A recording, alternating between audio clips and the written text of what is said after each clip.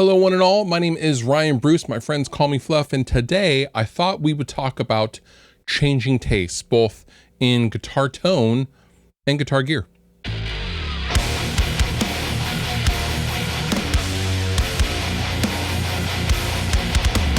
When we're first starting out playing guitar, at least a lot of us start out playing guitar, we are initially greeted with images of, the big heroes, the Slashes of the world, Brian May from Queen, Paul McCartney, or whoever your guitar hero is.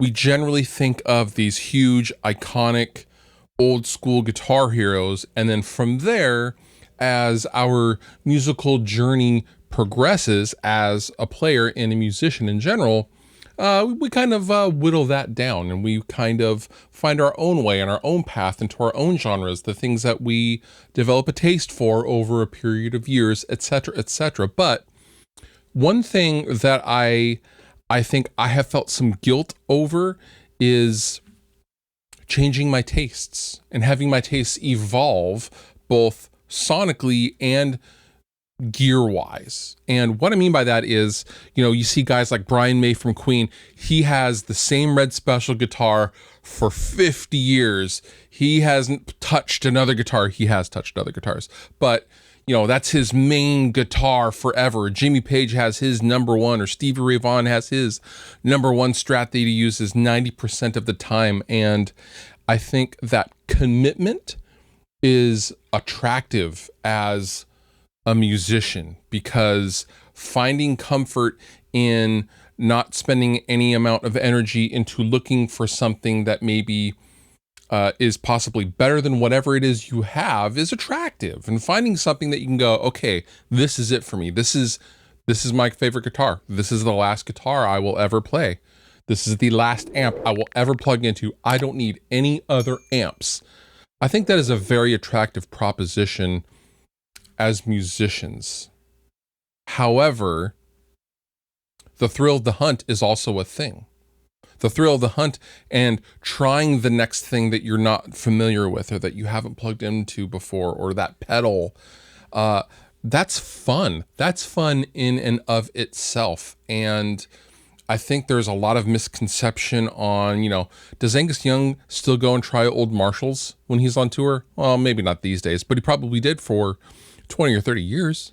Was he always trying and looking for old Gibson SGs? Yeah, probably.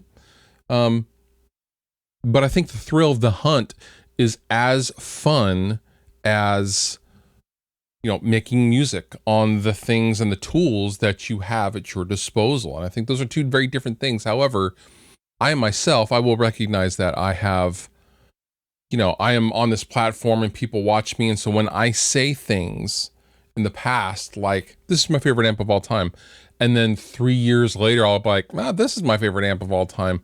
I have people call me out on it all the time. You said in 2012, in February of 2012, that Schecter Hellraiser was your favorite sounding guitar you've ever had. Well, yeah, it was at the time. And then I subsequently tried a bunch of other guitars. Like, tastes change. That's okay. The point I'm trying to make is, we should never feel guilty about change. Change comes in all forms, whether that's whatever we are listening to.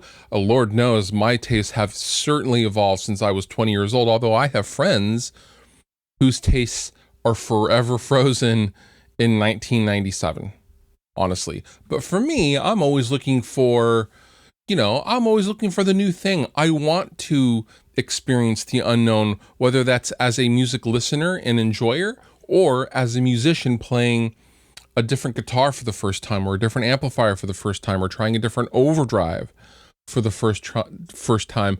I always want to try. And even though, for example, I have my main tour guitar, my Blue Sparkle Music Man, that is my comfort blanket at this point.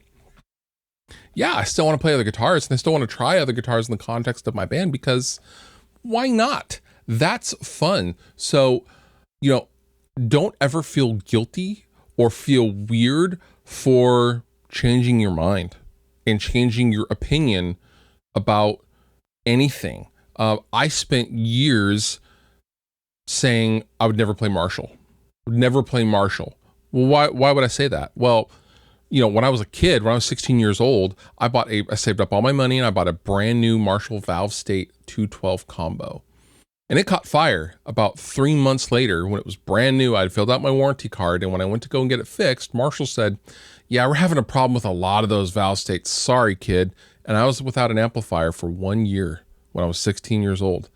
That was devastating to me. And from then on, I decided Marshall would never, ever get my money. Well, here we are, 25 years later, and I've bought 3 Marshall amps, and I am super into Marshalls right now because I love their voicings. I kind of have finally wrapped my head around the differences between the individual amps, and it's fresh and new for me, coming from, a long time Mesa Boogie user, which doesn't sound like a Marshall.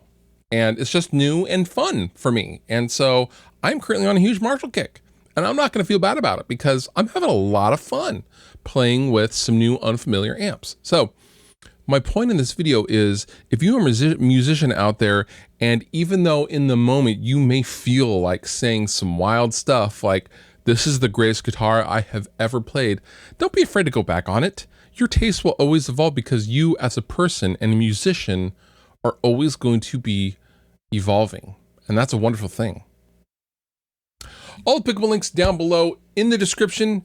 You've been wonderful. I've been Fluff. Thank you so much for watching. I'll see you next time.